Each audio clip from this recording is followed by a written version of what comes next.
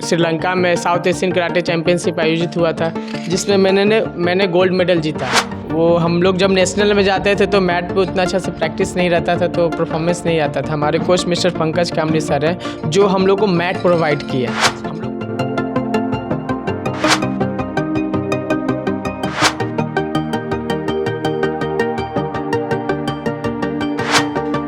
कहते हैं कि उम्र का किसी के हुनर के साथ कोई लेना देना नहीं होता। मात्र 23 साल की उम्र में आपको एक हम ऐसे लड़के से मिलाने वाले हैं जिसने तमाम तरीके के जो आप मेडल्स यहाँ पे देख रहे हैं ना, वो उसका जीता हुआ है। बचपन से कराटे करता है और आज चैम्पियन एक तरीके से। और इसके साथ ही जिस उम्र में आज बच्चे फ़ोन से चिपके रहते हैं, वहाँ पर ये गंगा जी के किनारे जाकर प्रैक्टिस किया करता था और आज इतना काबिल है कि उसकी जो काबिलियत है वो आप मेरे ऊपर देख सकते हैं। यहाँ पर जो मेडल्स के एक लड़ी लगी हुई है यहाँ पर, और इसके ऊपर आप देख सकते हैं बहुत सारे ट्रॉफी इसने जीते हुए हैं, बहुत सारे मोमेंटो मिले हुए हैं इनको। तो हमारे साथ है 23 साल के चैम्पियन, कराटे चैम्पियन आकाश। अपना परिचय दीजिए थोड़ा। नमस्कार, मेरा नाम आकाश हुआ। मैं कराटे एथलीट हूँ और इंडियन टीम की तरफ से खेलता हूँ। मैं बिहार को हर साल मेडल देता हूँ नेशनल और इंटरनेशनल में। और अभी हाल ही में 28 नवंबर को श्रीलंका में साउथ एशियन कराटे चैंपियनशिप आयोजित हुआ था, जिसमें मैंने गोल्ड मेडल जीता। और हमारा मैच भूटान और फाइनल पाकिस्तान से हुआ था। मैच बहुत टफ था, प्रैक्टिस हार्ड था और सर लोग का सपोर्ट था। और हमारे जो कोच बोलते हैं कि सही मैच में अच्छा परफॉर्मेंस दे के ही हीरो बना जा सकता है।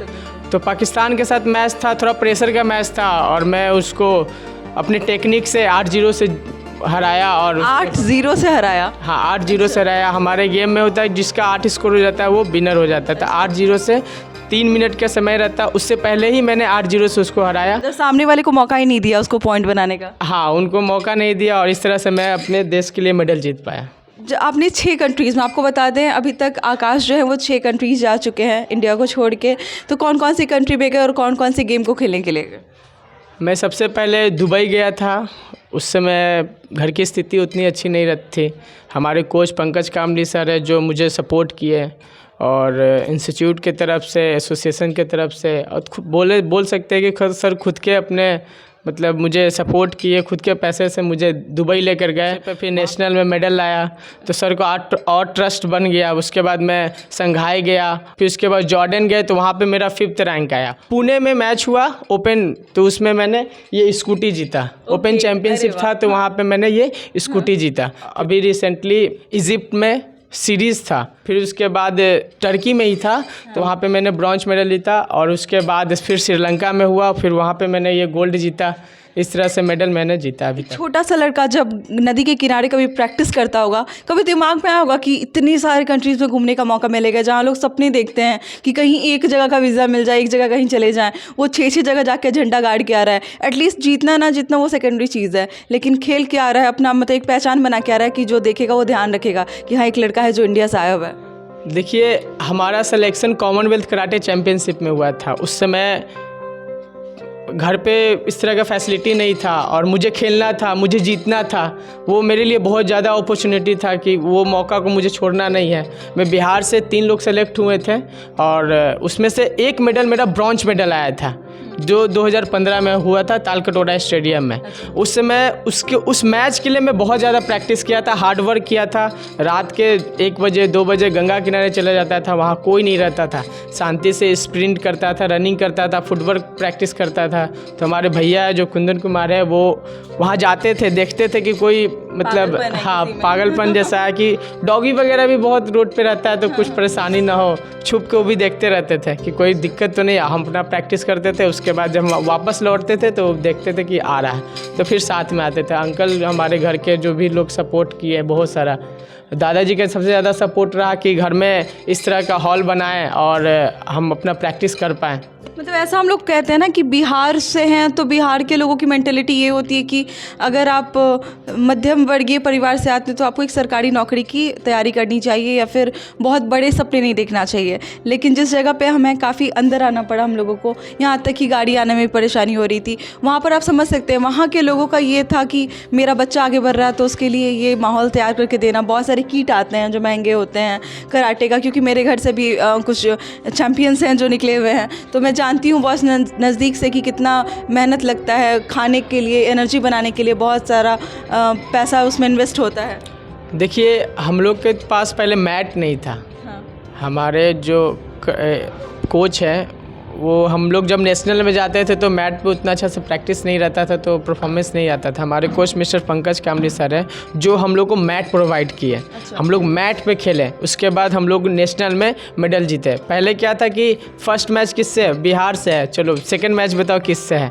तो इस तरह का जो लोगों का मेंटलिटी था वो लोग हम लोग चेंज। बिहार से क्या ही कर लेगा आगे। हाँ, लोगों का था कि बिहार से, चलो दूसरा मैच बताओ किससे। पर हम लोग अपना हार्डवर्क दिखाएं, सर का सपोर्ट था और अपना हम लोग का मेहनत था। इस तरह से हम लोग नेशनल में भी मेडल लाए, इंटरनेशनल में भी मेडल लाए। तो अब भी एक बिहार जो है एक लेवल तक पहुंच चुका है। मतलब बार बार आप एक चीज़ सुन रहे हैं कि बार बार ये कह रहे हैं कि सर ने मतलब गुरु का कितना बड़ा हाथ होता है एक सक्सेस के पीछे। माँ बाप है, सपोर्ट कर सकते हैं, मोरल सपोर्ट कर सकते हैं, कह सकते हैं कि आगे बढ़ो, लेकिन किस डायरेक्शन में आगे बढ़ना है वो एक गुरु ही बता सकता है। देखिए, मम्मी पापा जन्म दे सकते हैं पर एक गुरु का है, ये सर है हमारे, जो उनका सपोर्ट है वो ज़िंदगी भर याद रहेगा। जिस तरह से वो सपोर्ट किए हैं उनको कभी भुलाया ना जा सकता है। और एक तरह से वो पॉजिटिव इतना बोलते हैं कि शरीर में एकदम जुनून आ जाता है, लगता है कि मैं किसी को भी हरा सकता हूँ, किसी को भी जीत सकता हूँ। इस तरह के सर हैं ये। और आपको एक चीज़ और बता दें कि आकाश को 5 बार खेल सम्मान से सम्मानित किया गया है, जिसमें कुछ राशि दी जाती है। खैर, राशि की बात अलग है, लेकिन एक सम्मान मिलता है, उसका एक गौरव अलग होता है। इस सम्मान को कैसे कोई प्राप्त कर सकता है? इसके लिए एक सही फेडरेशन से जुड़ना बहुत ज़रूरी है और नेशनल में मेडल लाना और उसके बाद खेल सम्मान मिलना बहुत ईजी है। अगर आपका नेशनल में या इंटरनेशनल में मेडल रहेगा तो ये बिहार गवर्नमेंट है जो कला संस्कृति एवं युवा विभाग की तरफ से आयोजित होता है हर साल 29 अगस्त को।